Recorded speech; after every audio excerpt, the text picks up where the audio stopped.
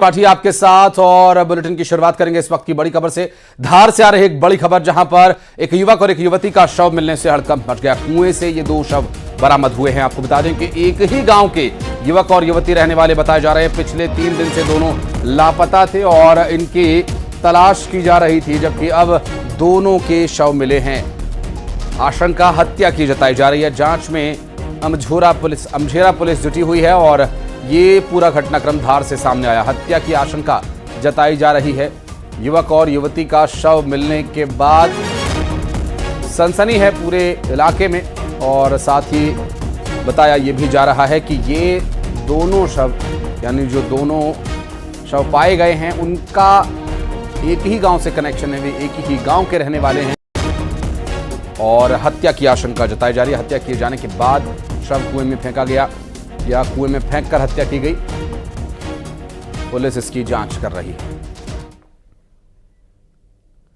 और इस बीच झाबुआ से बड़ी खबर आपको बता दें, कांग्रेस विधायक वीर सिंह भूरिया के खिलाफ एफआईआर दर्ज। विवादित बयान के बाद एफआईआर दर्ज की गई। चुनाव आयोग की टीम ने एफआईआर दर्ज कराई है।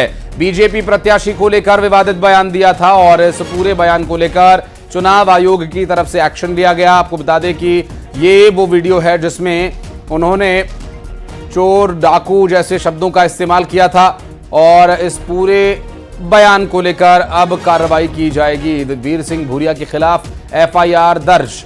विवादित बयान के चलते ये एफआईआर दर्ज की गई है। चुनाव आयोग की टीम ने एफआईआर दर्ज करवाई है।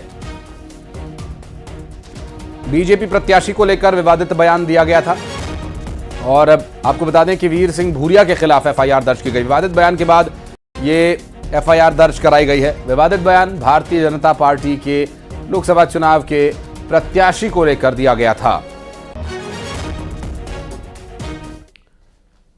वीरेंद्र राठौर से बात करेंगे, हमारे सहयोगी झाबुआ से इस वक्त हमारे साथ जुड़ गए हैं। वीरेंद्र, ये एक बयान जो सोशल मीडिया पर काफी वायरल भी हुआ और काफी देखा गया, जिसमें वीर सिंह भूरिया चोर और डाकू जैसे शब्द बोल रहे हैं, क्या यही आधार बनाया गया है जो चुनाव आयोग ने एफआईआर कराई है इनके खिलाफ? देखिए, बिल्कुल यही आधार बनाया गया है, क्योंकि कल परसों जब मदरानी में एक पब्लिक मीटिंग थी, जब कांग्रेस के प्रत्याशी कांतिलाल भूरिया जब एक मदरानी गांव पहुंचे तो वहीं पर पब्लिक मीटिंग के दौरान जो थानला से कांग्रेस विधायक वीर सिंह भूरिया, उन्होंने बयान दिया था। वे बीजेपी प्रत्याशी को लेकर कहते उन्हें कोई पहचानता नहीं हो, यही कहते कहते वे ये कहने लगे कि वे बिलाला हैं और चोर डाकू लोग हैं ये लोग। और उसके बाद में एक और उन्होंने इसी भाषण में एक और बात ये कही थी कि जो वोट काटना है उनके हाथ काट दो। तो इन दो आधार बनाकर जो ये एफआईआर दर्ज करवाई गई है काकानवानी थाने पर। जी, एफआईआर चुनाव आयोग के अधिकारियों ने दर्ज कराई है या आदेश चुनाव आयोग की तरफ से आया था?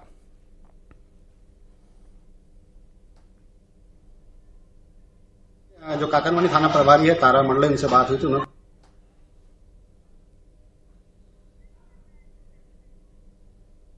और लगता है वीरेंद्र से किसी वजह से संपर्क टूट गया है।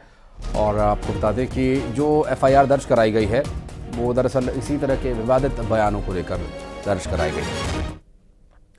और कांग्रेस ने एक और लिस्ट जारी कर दी, जिसमें गुना, विदिशा और दमोह के उम्मीदवारों का नाम उन्होंने घोषित किया है। गुना से राव यादवेंद्र सिंह को टिकट दिया गया। दमोह से तरवर सिंह लोधी को उम्मीदवार बनाया गया। विदिशा से प्रताप भानु शर्मा को टिकट दिया गया। मुरैना, ग्वालियर और खंडवा सीट अभी भी होल्ड पर है। तो ये तीनों ही सीटें माफ कीजिएगा, बहुत महत्वपूर्ण हो जाती हैं। मुरैना, ग्वालियर और खंडवा, ये 3 सीटें जिस पर कि अभी कांग्रेस पार्टी को अपने प्रत्याशियों का नाम घोषित करना बाकी है, क्योंकि 3 नामों की घोषणा हो चुकी है, जिसमें विदिशा की सीट जो कि भारतीय जनता पार्टी के लिए बहुत ही महत्वपूर्ण है। यहां से भारतीय जनता पार्टी के कई कद्दावर नेताओं ने चुनाव लड़ा है। मसलन बात करें पूर्व प्रधानमंत्री स्वर्गीय अटल बिहारी वाजपेयी की, जो अजात शत्रु कहे जाते रहे, वे भी यहां से चुनाव लड़ चुके हैं। और भारतीय जनता पार्टी की फायर ब्रांड नेता और प्रखर वक्ता यहां से चुनाव लड़ चुकी हैं। और साथ ही अब शिवराज सिंह चौहान मैदान में, जिनके सामने प्रताप भानु शर्मा को कांग्रेस पार्टी ने उम्मीदवार बनाया। ज्योतिरादित्य सिंधिया के सामने राव यादवेंद्र चुनाव लड़ेंगे, जबकि इन 3 सीटों मुरैना, खंडवा और ग्वालियर पर अभी नाम घोषित किया जाना बाकी है कांग्रेस पार्टी को। और कुल मिलाकर कांग्रेस पार्टी का जो गठबंधन है मध्य प्रदेश में, उस गठबंधन के लिहाज से अभी 4 सीटें हैं जिस पर कि इस गठबंधन को अपने उम्मीदवार घोषित करने, जिसमें 3 पर कांग्रेस पार्टी और 1 पर समाजवादी पार्टी अपने उम्मीदवार का नाम घोषित करेगी। और इधर चुनाव से पहले कांग्रेस को एक और झटका लगा। भारतीय जनता पार्टी में शामिल होंगे पूर्व सांसद और 2 पूर्व विधायक। भिंड से पूर्व सांसद रामलखन सिंह बीजेपी में शामिल होंगे। पाटन से पूर्व विधायक नीलेश अवस्थी बीजेपी में शामिल होंगे। खरगापुर से पूर्व विधायक अजय यादव बीजेपी में शामिल होंगे। बताया जा रहा है कि इनके साथ 600 समर्थक भी भारतीय जनता पार्टी ज्वाइन करने वाले हैं। और यहां भारतीय जनता पार्टी ज्वाइन करने वाले नेताओं की बाढ़ सी आ गई है और लगभग सभी कांग्रेस छोड़कर बीजेपी में आ रहे हैं। चुनाव से पहले कांग्रेस को ये एक और झटका। बीजेपी में शामिल होंगे पूर्व सांसद 1 और 2 पूर्व विधायक। भिंड से पूर्व सांसद रामलखन बीजेपी में शामिल होंगे। बात करेंगे वासु चौरे, हमारे सहयोगी इस वक्त हमारे साथ जुड़ गए हैं। और वासु, ये लोकसभा चुनाव से पहले बीजेपी ज्वाइन करने वालों की बाढ़ सी आ गई है और ये सब कांग्रेस से ही लुढ़क कर बीजेपी में आ रहे हैं। निश्चित तौर पर देखिए, चुनावों के पहले लगातार कांग्रेस को झटके पे झटके लग रहे हैं और लगातार जो नेता है वो बीजेपी का दामन थामते हुए नजर आ रहे हैं। आज भी करीब 2 पूर्व विधायक और 1 पूर्व सांसद अपने समर्थकों के साथ बीजेपी का दामन थामने वाले हैं। अब से कुछ ही देर बाद प्रदेश बीजेपी कार्यालय में ये पूरा जो ज्वाइनिंग है इन कार्यकर्ताओं की वो की जाएगी। और इस समय आप देख सकते हैं कि बीजेपी के तमाम जो नेता हैं, पूर्व गृह मंत्री नरोत्तम मिश्रा और सभी नेता जो है वो यहाँ पर पहुंच चुके हैं और ज्वाइनिंग कराएंगे। मुख्यमंत्री मोहन यादव हों या अन्य बड़े नेता हों, इनके नेतृत्व में लगातार इस तरीके का जो ज्वाइनिंग का एक पूरा सिलसिला है वो चल रहा है और लगातार कांग्रेस से बीजेपी में पलायन कर रहे हैं। और यही इन चुनावों के बीच कांग्रेस के लिए सबसे बड़ी चुनौती बनता हुआ दिखाई दे रहा है। मध्य प्रदेश में 29 में से कांग्रेस 28 सीटों पर चुनाव लड़ रही है, जिनमें से अब तक 3 सीटों पर प्रत्याशी जो है पार्टी घोषित नहीं कर पाई है। और उसके पीछे की बड़ी वजह भी इसी बात को कहीं ना कहीं माना जा रहा है कि लगातार नेता जो है वो पार्टी का दामन छोड़ रहे हैं। इसके चलते कहीं ना कहीं कांग्रेस के जो राजनीतिक समीकरण है, सियासी समीकरण है, क्षेत्रीय समीकरण है, वो बिगड़ते हुए नजर आ रहे हैं। बहरहाल कांग्रेस संगठन की बात करें या कांग्रेस नेताओं की बात करें तो वो उनका ये कहना है कि बीजेपी के दबाव में, एजेंसीज के दबाव में जो नेता है वो इस तरीके का फैसला कर रहे हैं और बीजेपी दबाव बनाकर उन्हें ज्वाइनिंग कराने का काम जो है वो कर रही है। अब देखना होगा कि कांग्रेस इस पूरी क्राइसिस से किस तरह से डील करती है और आने वाले समय में कितना बेहतर फाइट बीजेपी को देती है। वहीं बीजेपी का ये कहना है कि जनहित की जो पॉलिसीज बीजेपी की हैं, पीएम मोदी की जो लीडरशिप है, उससे प्रभावित होकर जो नेता है वो हमारे साथ आ रहे हैं और जो भी राष्ट्र हित में काम करने के लिए आएगा उनका हम स्वागत करेंगे। जी बिल्कुल, आप इस वक्त वासु जहां खड़े हैं आसपास, वहां पर नरोत्तम मिश्रा भी नजर आ रहे हैं, कुछ और बीजेपी के बड़े नेता नजर आ रहे हैं। अगर संभव हो तो बातचीत भी उनसे कीजिए, कौन कौन जुड़ने वाले हैं और आगे की क्या स्ट्रेटजी इसके बारे में।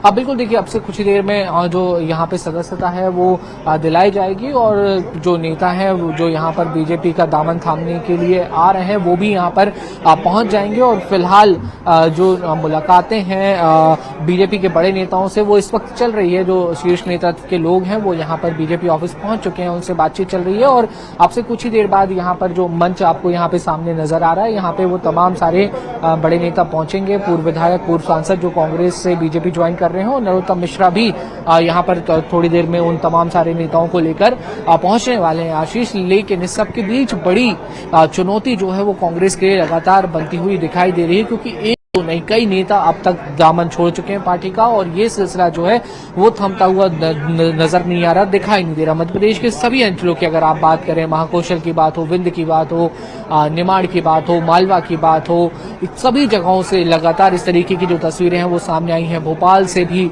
बड़े नेता जो माने जाते थे कांग्रेस के, सुरेश पचौरी, उन्होंने भी पार्टी का दामन छोड़ा और वो बीजेपी में शामिल हो गए।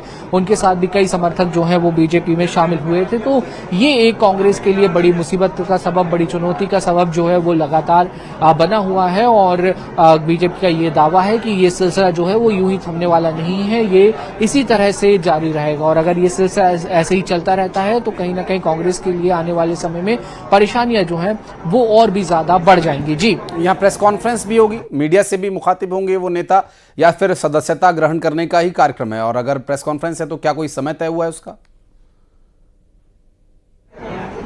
देखिए बिल्कुल मीडिया से मुखातिब होंगे और अब से कुछ ही देर बाद जो बीजेपी के आला नेता हैं वो यहाँ पर पहुंच जाएंगे। प्रेस कॉन्फ्रेंस को लेकर भी जो यहाँ पर तैयारियां हैं वो इस वक्त पूरी हो चुकी हैं और बीजेपी की कोशिश जरूर इस पूरे अभियान में कहीं ना कहीं नजर आ रही है कि एक पार्टी के पक्ष में माहौल जो है वो बनाया जाए। और हमारे सहयोगी शैलेंद्र भदौरिया भी इस वक्त मेरे साथ हैं, बीजेपी को करीब से आप देखते हैं और पूरी पॉलिटिकल एनालिसिस भी आपने लगातार किए हैं। ये जो लगातार अभियान चल रहा है इससे बीजेपी कितनी मजबूत और कांग्रेस के लिए क्या चुनौतियां देख रहे हैं? देखिए, बिल्कुल अगर पिछले विधानसभा चुनाव के आंकड़े देखें या लोकसभा के आंकड़े देखें तो हम लगातार ये देख रहे हैं कि कांग्रेस का जनाधार खिसकता चला जा रहा है। और भी कई जो बड़े नेता हैं, चूंकि ये जैसे जो आज जो लोग शामिल हो रहे हैं, रामलखन सिंह की अगर मैं बात करूं तो भिंड दतिया से 4 बार वो लोकसभा के सांसद रहे हैं, उनके बेटे भी विधायक रहे हैं। तो ऐसे में जब इतना बड़ा नेता अगर आता है तो कुछ न कुछ वोट जो है वो आपके जरूर कटते हैं। तो निश्चित तौर पर जो बड़े नेता, चाहे सुरेश पचौरी की बात हो या तमाम जो पूर्व विधायक गए हैं या पार्टी के बड़े पदाधिकारी छोड़कर जा रहे हैं, ये कहीं न कहीं पार्टी के लिए बेहद जो है वो खतरनाक साबित होता जा रहा है। जो वोटिंग परसेंटेज की बात अगर बीजेपी अगर कर रही है तो इस बार 50 की विधानसभा में 50% की बात कही थी, उससे अधिक वो वोट लेकर आए। इस बार भी पिछली बार अगर लोकसभा की बात लौटूंगा जब ये प्रेस कॉन्फ्रेंस शुरू होगी, आगे डिटेल्स आपसे लेंगे। बहरहाल बातचीत करने के लिए, जानकारी देने के लिए बहुत बहुत शुक्रिया वासु। और बढ़ते हैं आगे। लोकसभा चुनाव के पहले चरण की नामांकन प्रक्रिया खत्म होने के बाद आज से दूसरे चरण के नामांकन की प्रक्रिया शुरू हो गई है और दूसरे चरण में मध्य प्रदेश की 7 लोकसभा संसदीय क्षेत्र और जिसमें कि टीकमगढ़, दमोह, खजुराहो, सतना, रीवा, होशंगाबाद और बैतूल शामिल है।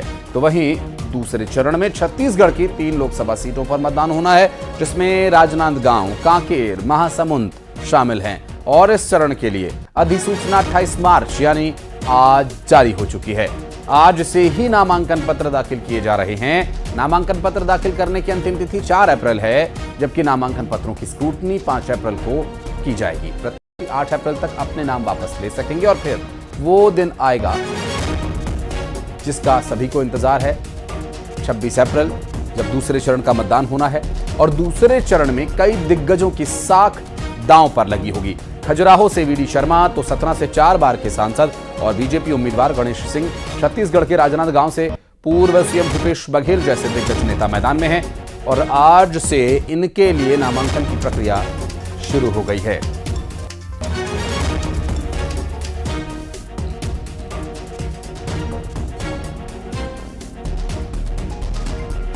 तो दूसरे चरण के लिए रण सज चुका है और जो औपचारिकताएं हैं, मसलन नाम दाखिल कराना, जिसमें यह बताया जाए कि हम इस लोकसभा क्षेत्र से उम्मीदवारी अपनी दावेदारी पेश करते हैं।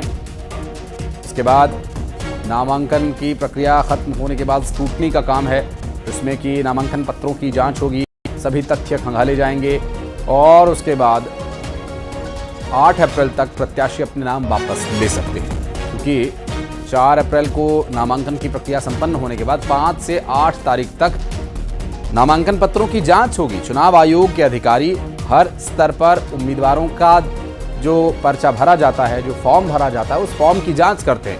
उसके बाद 8 तारीख को नाम वापस जो लेना चाहे वो ले सकेगा। हालांकि दूसरे चरण के चुनाव के लिए आज से अधिसूचना जारी हो चुकी है। संजय तिवारी पन्ना से इस वक्त हमारे साथ जुड़ रहे हैं, राजीव रावत टीकमगढ़ से हमारे साथ जुड़ रहे हैं, खेमनारायण शर्मा हमारे साथ कांकेर से मौजूद हैं, राकेश यादव राजनांदगांव से जुड़ रहे हैं हमारे साथ। क्योंकि अभी ये हाई प्रोफाइल सीट भी है, भूपेश बघेल यहां से चुनाव लड़ रहे हैं, इसलिए भी अहम है, इनके पास भी चलेंगे। पहले पन्ना चलता है, संजय तिवारी हमारे सहयोगी मौजूद है हमारे साथ। संजय, आज से अधिसूचना प्रभावी है और नामांकन की प्रक्रिया शुरू हो रही है, क्या कुछ मूवमेंट नजर आ रही है वहां पर? जी, निश्चित रूप से यहाँ पर जो नामांकन की प्रक्रिया द्वितीय चरण की आज से प्रारंभ हो गई है आशीष, और अभी तो सुगबुगाहट नहीं है। अभी सबसे बड़ी बात यह है कि यहाँ से भारतीय जनता पार्टी के जो प्रदेश अध्यक्ष हैं विष्णु दत्त शर्मा, वीडी शर्मा के नाम से जाने जाते हैं, वह यहाँ से दूसरी बार सांसद का चुनाव लड़ रहे हैं।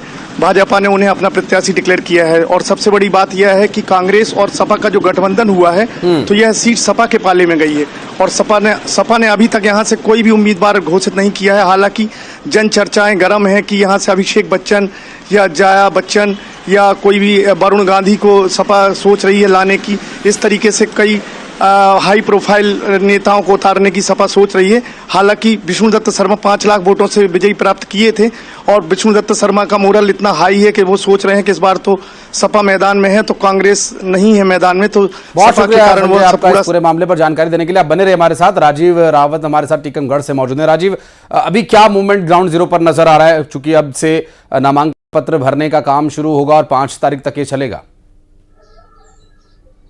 देखिए, आज से नामांकन प्रक्रिया दूसरे दौर की शुरू हो जाएगी और जिसको लेकर जो कलेक्ट्रेट का परिसर है उसमें तमाम इंतजाम किए गए हैं। 11 बजे से लेकर 3 बजे तक लोग नामांकन भरने पहुंच सकते हैं। हालांकि जो भाजपा के प्रत्याशी हैं वीरेंद्र खटीक, उनका 2 अप्रैल को नामांकन भरने की तारीख तय हुई है और उसमें मध्य प्रदेश के मुख्यमंत्री भी शामिल होंगे। तो लगातार जो सामने आ रही हैं, क्योंकि अभी प्रचार का दौर चल रहा है, वीरेंद्र खटीक के तमाम जो कार्यकर्ता हैं वो मैदान में उतरे हों और पंकज अहरवार भी नामांकन भरेंगे। लेकिन आज नामांकन को लेकर फॉर्म लेने जरूर पार्टी के जो समर्थक हैं वो पहुंच सकते हैं, क्योंकि फॉर्म लेने लौटता हूं आपके पास। खेमनारायण शर्मा कांकेर से हमारे साथ जुड़े हुए हैं। खेमनारायण, अगर वहां कांकेर की बात करें तो बहुत ही चर्चा में रहने वाली ये भी लोकसभा की सीट है। मूवमेंट क्या कुछ है? नामांकन की प्रक्रिया क्या वही आखिरी दिन के आसपास हमें देखने को मिलेगी, 4 तारीख के आसपास?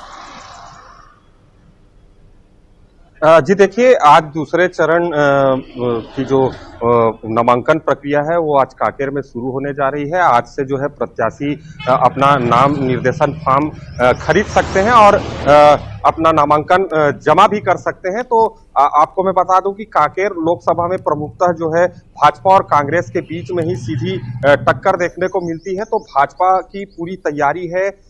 2 तारीख को उनका नामांकन होना है, जिस नामांकन प्रक्रिया में जो है छत्तीसगढ़ के मुख्यमंत्री विष्णुदेव साय शामिल होंगे। वहीं कांग्रेस की भी अपनी तैयारी है और 4 तारीख तक जो है नामांकन दाखिल करने की अंतिम तिथि है और 8 तारीख को नाम वापसी की तिथि है। तो अभी कांकेर में आज अधिसूचना जारी की गई है और प्रत्याशी बिल्कुल अमूमन देखा जाता है कि जब आखिरी तारीख आती है उसके आसपास ही पूरे दल बल और शक्ति प्रदर्शन के साथ अमूमन प्रत्याशी नामांकन दाखिल करने जाते हैं। राजनांदगांव ये वो सीट है जहां से भूपेश बघेल उम्मीदवार है। हाई प्रोफाइल सीट ये यूं भी बन जाती है, पूर्व मुख्यमंत्री यहां से लोकसभा का चुनाव लड़ रहे हैं। राकेश, क्या मूवमेंट नजर आ रहा है? बीजेपी पूरी तरह से घेरने की कोशिश में है, भूपेश बघेल को उन्हीं के गढ़ में हराया जाए?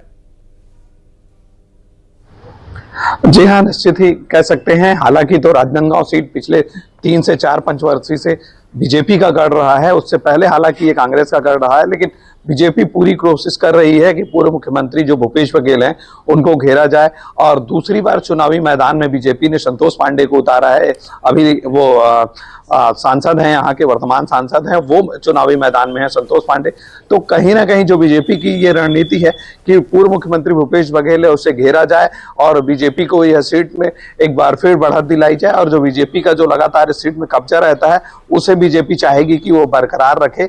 और साथ ही कांग्रेस जी इस उम्मीद से इनको पूर्व मुख्यमंत्री भूपेश बघेल को यहाँ चुनावी मैदान में उतारी है कि जो बीजेपी का ये जो गढ़ है उसे कहीं ना कहीं कांग्रेस तोड़ने का प्रयास करेगी। और दोनों पार्टियां एड़ी चोटी का जोर लगा रही हैं और अभी से चुनावी जो रणभेदी है वो दोनों जो रणनीति है उसके हिसाब से काम कर रही हैं। लगातार भूपेश बघेल राजनांदगांव लोकसभा सीट का दौरा कर रहे हैं। जैसे उन्होंने राजनांदगांव शहर के कई हिस्सों में अभी तक जो वार्ड है वहां दौरा कर चुके हैं। वहीं कवर्धा पंडरिया में भी भूपेश बघेल का लगातार और ये चूंकि अधिसूचना जारी होने के बाद अभी नामांकन की प्रक्रिया कितने समय में सभी शुरू करेंगे, नजर आप बनाए रखिएगा। आगे अपडेट लेंगे आपसे। बहुत बहुत शुक्रिया आप सभी का इस पूरे मामले पर जानकारी देने के लिए। चलिए बढ़ते हैं आगे और उज्जैन से एक अहम खबर। उज्जैन में बाबा महाकाल मंदिर में आगजनी मामले में आज पूरक जांच रिपोर्ट सौंपी जा सकती है। जांच कमेटी आज कलेक्टर को पूरक जांच रिपोर्ट सौंप सकते हैं। हालांकि गुलाल की परीक्षण रिपोर्ट आना बाकी है। अस्पतालों में भर्ती घायलों के भी अभी बयान नहीं हुए हैं। इनमें 2-3 दिन का समय लग सकता है। तो ये उस वक्त गर्भगृह में आग लगी थी जब रंग लेकर, गुलाल लेकर वहां पर बाबा महाकाल के पूजा के लिए वहां पर सभी मौजूद थे और इस दौरान किसी गुलाल में केमिकल होने की वजह से वहां पर हो रही आरती के संपर्क में आने से वो आग भड़क गई थी और अब महाकाल मंदिर में आगजनी की आज रिपोर्ट आ सकती है। जांच समिति कलेक्टर को रिपोर्ट सौंप सकती है। हालांकि गुलाल का परीक्षण अभी होना है, उसकी रिपोर्ट सामने आना बाकी है। घायलों के अभी बयान भी नहीं हुए, 2 से 3 दिन तक का समय इसमें लग सकता है। हालांकि इस पूरी घटना के बाद से खुद मुख्यमंत्री ने भी इस पूरे मामले पर संज्ञान लिया और जल्द ही इस पूरे मामले में कार्रवाई किए जाने का आश्वासन उन्होंने दिया और ये स्पष्ट हो जाए कि आग कैसे लगी और क्या कारण इसका था, इस पर जानकारी रिपोर्ट के साथ और सामने।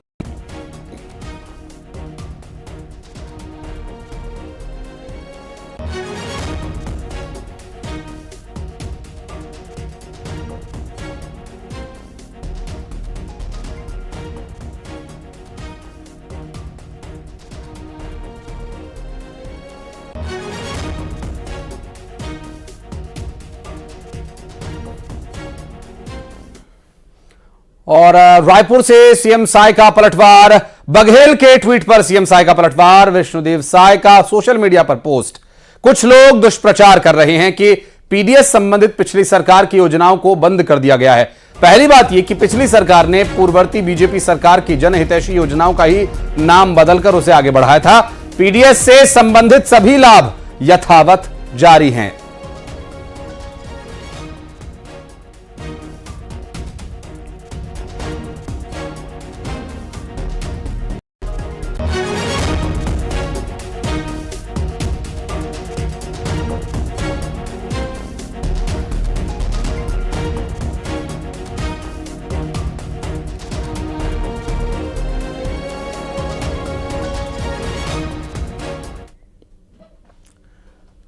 अब चुनाव की 24 बड़ी खबरें।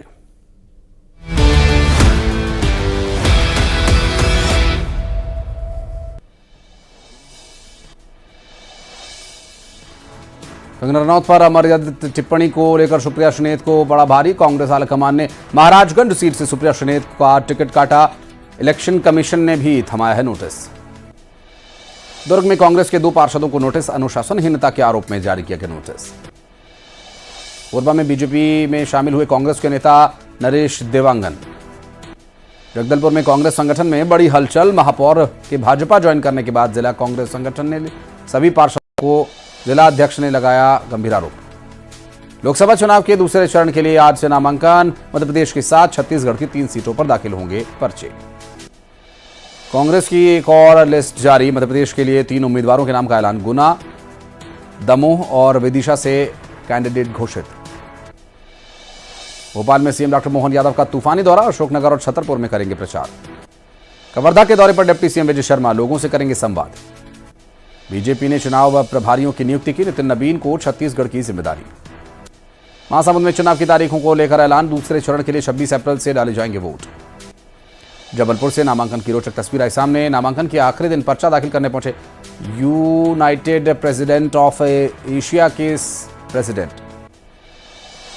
समाजवादी पार्टी में टिकट को लेकर घमासान जारी। रामपुर सीट से अखिलेश ने